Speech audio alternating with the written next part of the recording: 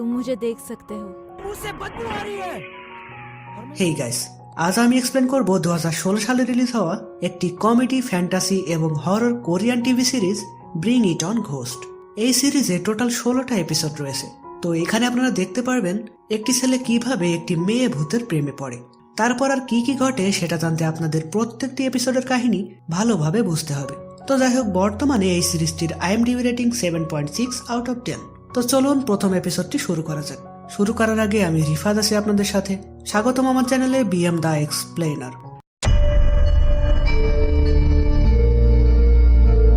কাহিনী শুরুতেই আমাদের ড্রামার নায়ক চরিত্রকে দেখানো হয়, যার নাম পার্ক বংপাল।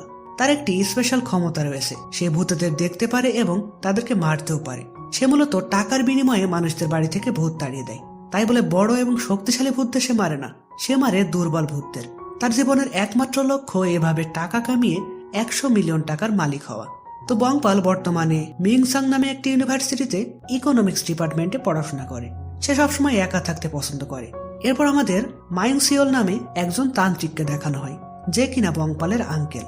সে মাঝে মাঝে বংপালের সাথে দেখা করতে আসে, আর বংপালের ভূত দেখতে পারার বিষয়টি একমাত্র সেই জানে, কিন্তু ভূত মেরে টাকা ইনকাম করার ব্যাপারটি সে জানে না। তো এরপর দেখা যায় বংপাল কলেজে একা একা বসে লিম সিওন নামে একটি মেয়ের দিকে তাকিয়েছিল।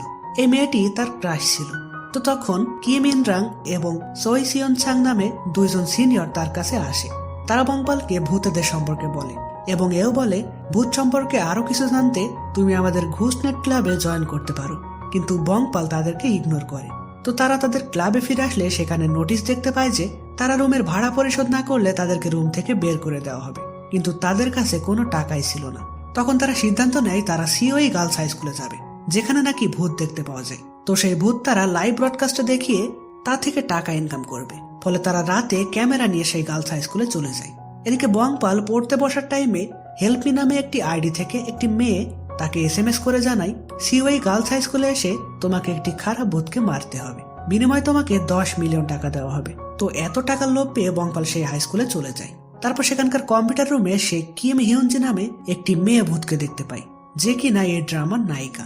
বংপাল ভাবে একে মারতে হয়তো আমাকে ভাড়া করা হয়েছে, তাই সে হিয়নজিকে মারতে থাকে।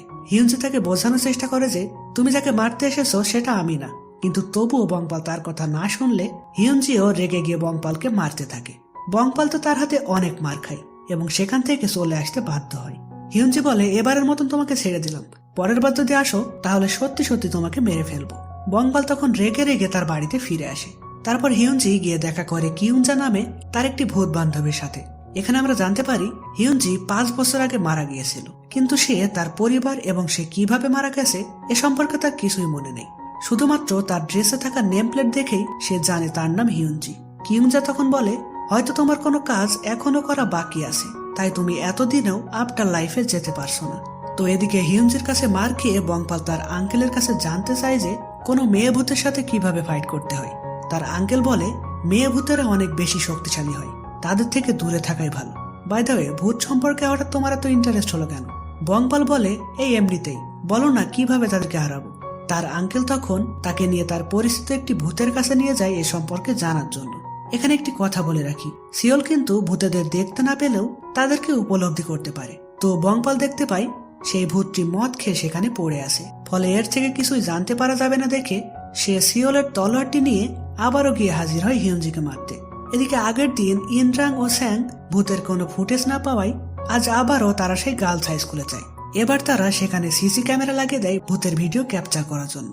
তো বংপাল সেখানে পৌঁছালে তাকে দেখে হিয়নজি বলে, এ আবার এসেছে, আজ তো একে আমি মেরেই ফেলবো। তারপর শুরু হয় তাদের দুজনের মধ্যে ফাইটের এক পর্যায়ে তারা দুজন সিঁড়ি থেকে পড়ে গেলে দুর্ঘটনাবশত তাদের কিস হয়ে যায়। তখন হঠাৎই হিয়নজির পুরনো কিছু স্মৃতি মনে পড়ে। সে নিজেকে আহত অবস্থায় বৃষ্টির মধ্যে রাস্তায় পড়ে থাকতে দেখে। তো এসব মনে পড়াই এবং কিসের ব্যাপারে ভেবে সে কিছুক্ষণ শকড হয়ে যায়। বংপাল তখন বলে, এমন বান করছো যেন এটা তোমার ফার্স্ট কিস। হিয়নজি তখন রেগে গিয়ে তাকে মারতে থাকে আর বলে, হ্যাঁ, এটা আমার ফার্স্ট কিস ছিল। এদিকে ইনরাং ও স্যাংয়ের সিসি ক্যামেরায় ভূত দেখা যায়, আর সেই ভূতটি তাদের কাছে চলে আসে। ফলে তারা ভয় পেয়ে পালাতে থাকে। এটা দেখে বংপাল ও হিয়নজিও পালাতে থাকে। হিয়নজি পালায় একদিকে আর বংপাল ও তারা দুইজন অন্যদিকে পালিয়ে একটি লিফটে ওঠে। তখন সে ভূতটি এসে বংপালের গলা চেপে ধরে। বংপাল তখন তাকে সজোরে একটা ঘুষি মারে এতে ভূতটি তাদেরকে ছেড়ে দিলেও দূরে দাঁড়িয়ে থাকা হিয়ঞ্জির দিকে ভূতটি খারাপ ভাবে তাকিয়ে থাকে। তো ভূতের থেকে বেঁচে তারা তিনজন নিচে নেমে আসে। তখন স্যাং বলে এই ভূতটি হলো 15 বছর আগে মারা যাওয়া এই স্কুলেরই একটি খারাপ ইংলিশ টিচার, যে কিনা মেয়েদের ওয়াশরুমে উকি দিতে গিয়ে পড়ে যেয়ে মারা গিয়েছিল। বংপাল এটা শুনে হিয়ঞ্জিকে বাঁচাতে চলে যায়। সেখানে দেখা যায় ভূতটি হিয়ঞ্জিকে মারছে। তখন বংপাল ও হিয়ঞ্জি মিলে ভূতটির সাথে ফাইট করে, কিন্তু তাতেও ভূতটির কিছুই হচ্ছিল না। তখন হিয়ঞ্জি ভূতের মাথায় একটি আঘাতের চিহ্ন দেখে বংপালকে সেখানে মারতে বলে। বংপাল তার কথা মতন সেখানে মারলে ভূতটি শেষ হয়ে যায়। তো দুইজন মিলে ভূতটিকে মেরে তাদের মধ্যে মিল হয়ে যায়। তারা একে অপরের সাথে পরিচয় হয়। যেখানে বংপালের নাম পার্ক বংপাল শুনে হিয়ঞ্জি হাসতে থাকে।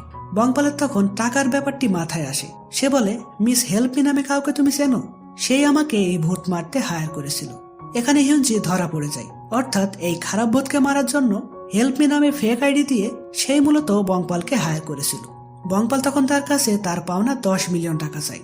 কিন্তু হিয়ঞ্জি বলে, তুমি কোন ভূতের কাছে টাকা থাকতে দেখেছো শুনি? বংপাল বলে, তাহলে আমি যে তোমাকে ভূতের হাত থেকে বাঁচালাম তার কি হবে? হিয়ঞ্জি বলে, তুমি মোটেও একা ওই ভূতকে মারোনি, আমরা দুইজন একসাথে ওকে মেরেছি। এই নিয়ে ঝগড়া করে বংপাল সেখান থেকে চলে আসে, কিন্তু বাইরে পুলিশ এসে তাকে গ্রেপ্তার করে। এদিকে হিয়ঞ্জি আবারও দেখা করে কিউঞ্জার সাথে। কিউঞ্জা বলে, তোমার ঠোঁটে কি হয়েছে?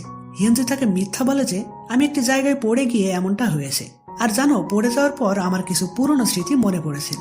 তখন কিউঞ্জা বলে, 5 বছর পর প্রথমবার তোমার কিছু মনে পড়লো, তুমি সেই জায়গায় আবার পড়ে যাও, তাহলে হয়তো তোমার সব স্মৃতি মনে পড়ে যাবে। ফলে হিয়ঞ্জি বংপালের খোঁজ করতে থাকে।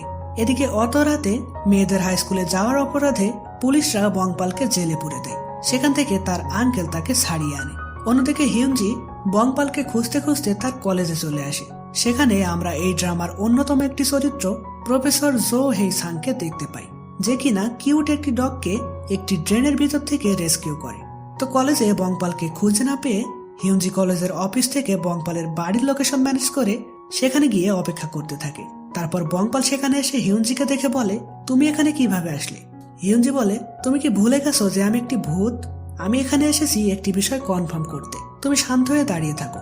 তখন সে মনে আত্মবিশ্বাস নিয়ে উড়ে যায় বংপালকে কিস করতে। তো সে কি বংপালকে কিস করতে পারবে? আর যদি পারে তাহলে কি তার সব স্মৃতি ফিরে আসবে? এইরকম প্রশ্ন রেখেই প্রথম এপিসোডটি শেষ হয়।